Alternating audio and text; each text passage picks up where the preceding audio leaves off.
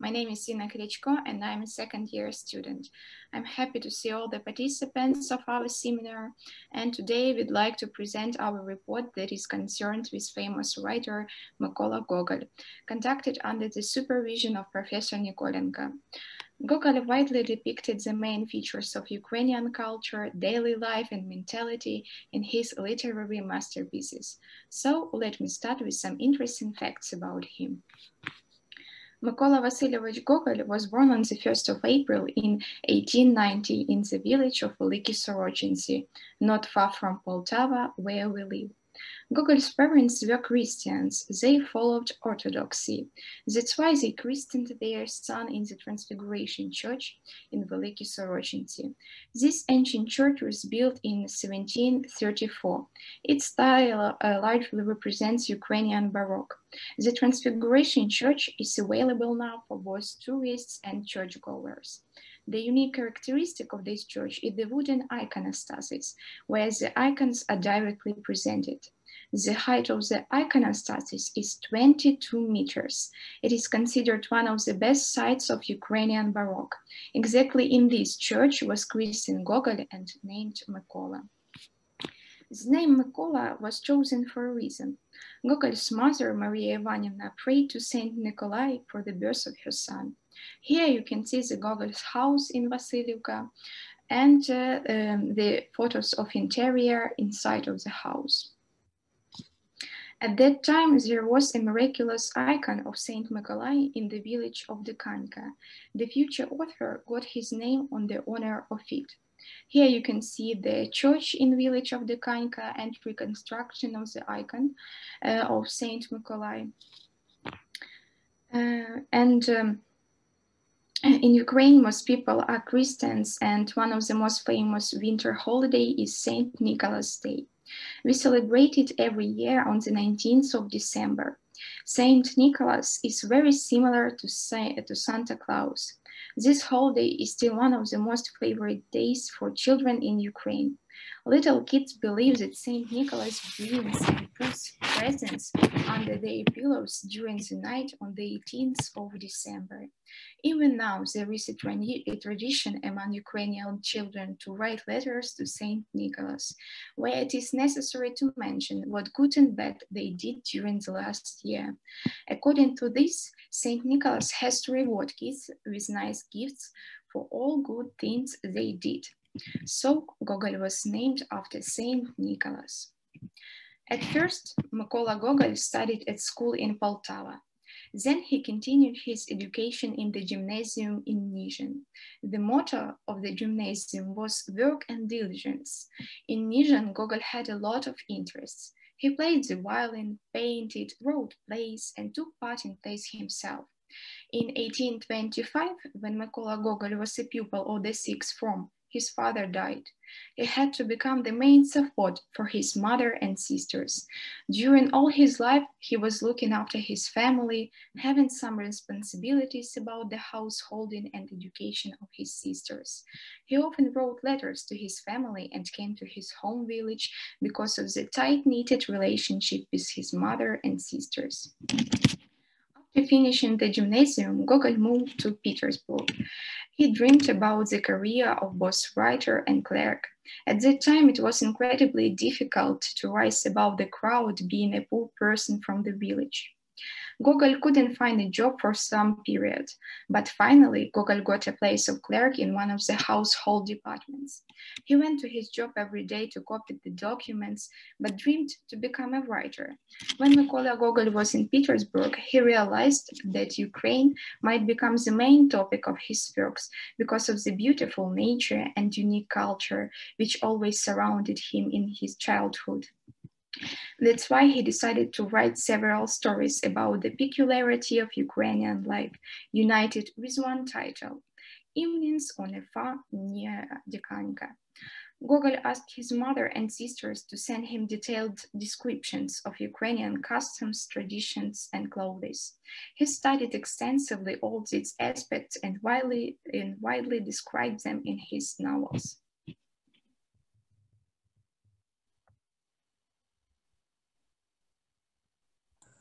Good morning, Olga Nikolenko and Ukrainian students. Good evening, Susumu-san and Japanese students. My name is Sasha Kireev. I am a second-year student and I want to continue our presentation. So we want to present you the details of the national Ukrainian custom. It should be noted at once that national customs are different depending on the regions of Ukraine. The spiritual symbol of Ukrainian peoples from time immemorial was a beautiful vyshyvanka. It's an individual attribute of Ukrainians, regardless where they are from, the corner of our motherland. Embroidery fills its owner with health, spiritual and physical beauty, light and love.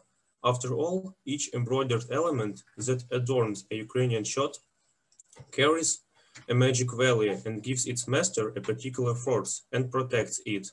Vibrant means beauty, oak, strength and life, roses, passionate love, colorfulness, fidelity, poppy, youth and protection from evil, and sunflower, the symbol of the sun, light and labor. The shirt is embroidered with colored threads, provides its owner with healing power. The Ukrainian traditional custom consists of vyshyvanka, zapashka, a skirt, and krashka, woven belt. Often the woven waistcoats with embroidery are carried. In 1831 to 1832, the Mykola Gogol's collection of short stories, Evenings on a Farm near Rekanka, was published in St. Petersburg. It brought the glory to the young Gogol. This book includes such works as The Night Before Christmas, The Maid Night, and others. On May 20, in 1831, Gogol met Alexander Pushkin, who appreciated the Gogol's book. The Russian writer supported Gogol on his path, and he understood that love for Ukraine was the basis of Gogol's talent.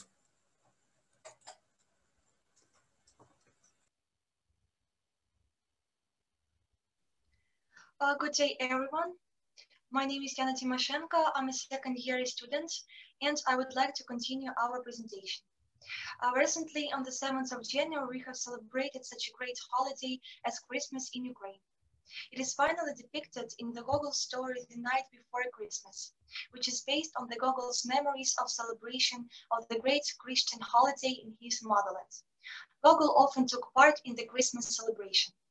The ancient Ukrainian rite of caroling is described in the story The Night Before Christmas. Nowadays, Ukrainian youth still loves it. Children or young people go from house to house and sing special songs.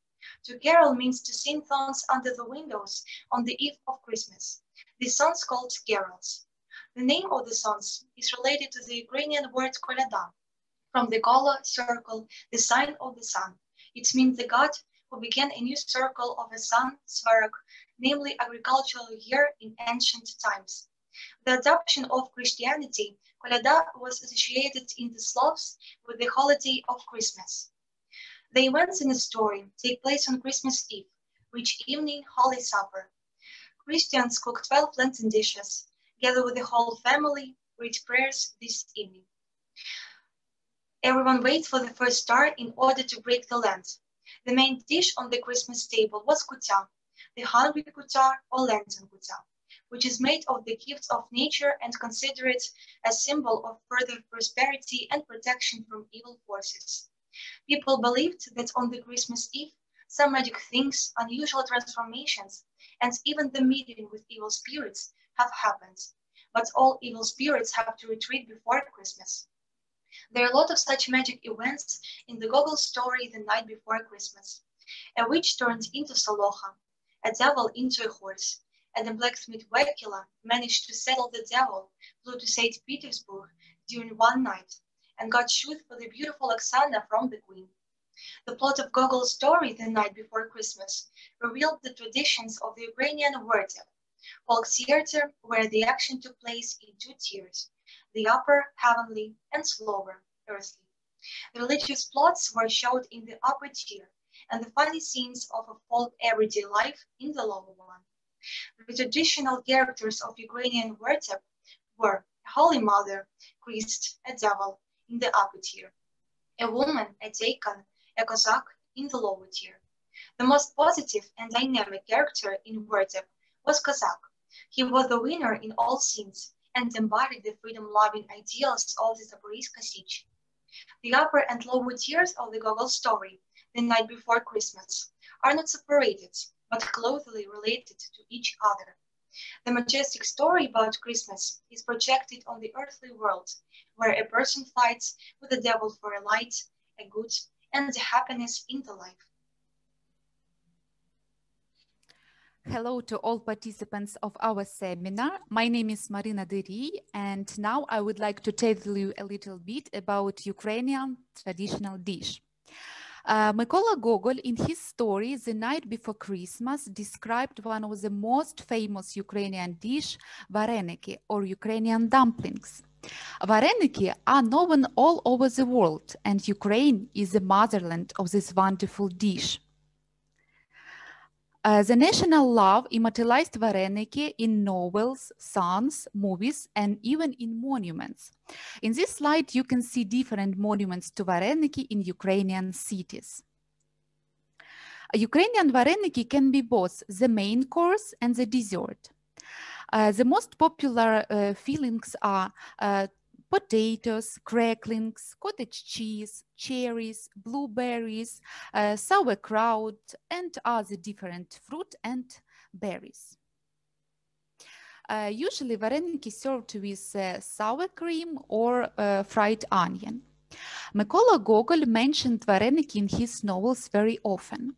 Born in the village Vasilivka near Poltava, he was fond of Ukrainian cuisine and vareniki in particular. In his novel, Evenings on a Farm near Dikanka, Gogol described in detail the way Patsuk swallowed his vareniki with cottage cheese and sour cream. While in the novel V, the writer narrated about giant vareniki with the size of the head and the diameter of 40 centimeters. Ukrainian vareniki are half moon-shaped, and it has a huge meaning. In Ukraine, vareniki is not just a national dish, but it's a great symbol. Since ancient time, there were some beliefs that vareniki were sacrificed to the moon for the well-being of the family. It's known that Gogol liked vareniki very much and knew how to cook them. On St. Nicholas Day, he gathered all his friends and treated them to vareniki. And when Gogol visited his mother and sisters in village Vasilivka, mother baked for him karavai. It's a round loaf of bread. It's used in a lot of rituals in Ukraine. It has the shape of the sun because the sun is a sacred symbol in Ukrainian culture. The sun worship was before the adoption of Christianity, and now dear guests in Ukraine are greeted with this loaf of bread, salt on an embroidered towel. This tradition you can see on pictures, and of course it's very popular at weddings because karavai is a symbol of family well-being. And one more popular Ukrainian dish that Gogol loved a lot is borscht. It is the most well-known and symbolical Ukrainian dish. Borscht is traditional beetroot soup made of beetroot and up to 20 other ingredients. It is a staple dish in every Ukrainian family. Usually it consists of cabbage, tomatoes, potatoes, carrots, dill and meat. Borscht has been one of the main dishes on Ukrainian table way back the 14th of century. So it's no wonder that there are more than 30 variations of its recipe. Apart from the classical red borscht, in which beetroot gives its recognizable color, Ukrainians also love green borscht, where the main component is sour leaves. It's often served in summer and considered like light dish. Red borscht is traditionally served with pampushki. You can see also on the slide on the right. It's fluffy small buns sprinkled with garlic and dill. In conclusion, Ukrainian land has a lot of varied customs and traditions. It has long history, and a lot of writers with a great pleasure describe them in their works. And Mykola Gogol is one of the famous Ukrainian writer who kept Ukrainian national traditions in his novels.